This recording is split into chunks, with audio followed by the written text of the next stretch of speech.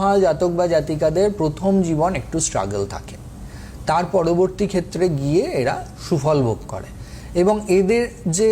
জ্ঞান অর্জন বা যা অভিজ্ঞতা এরা অর্জন করে আফটার 30-র পরে এদের একটা সুন্দর স্বাভাবিক জীবনযাত্রা আস্তে আস্তে আসতে দেখা যায় এবং এদের সকলের সাথে সুসম্পর্ক তো রাখার মানসিকতা থাকেই, এরা গুরুজনদেরকেও রেসপেক্ট দিতে জানে এবং এই গুরুজনদের আশীর্বাদ প্রাপ্ত হওয়ার ফলেই এদেরকে ঝট করে যখন এরা উচ্চ পদে চলে যায় তখন কেউ টলাতে পারে না আর। এবং এটা আমি আপনাদেরকে আরও একটি কথা উল্লেখ করে দেবো যে যদি ধরুন কোনো কারণে এই শনিবারে জন্ম হওয়া জাতক বা জাতিকার শনি এবং শুক্র অশুভ থাকে, তখন নানান ধরনের ভাগ্য বিড়ম্বনা ভোগ করতে হয়। হঠাৎ করে লোনে জর্জরিত হয়ে গেলেন, টাকা পয়সা নিয়ে বিশাল হেডেক, বা কোনো কারণে অর্থ নষ্ট হয়ে গেল, ঠিক মতন আপনি অর্থের অ্যাপ্লিকেশন করতে পারলেন না, আপনার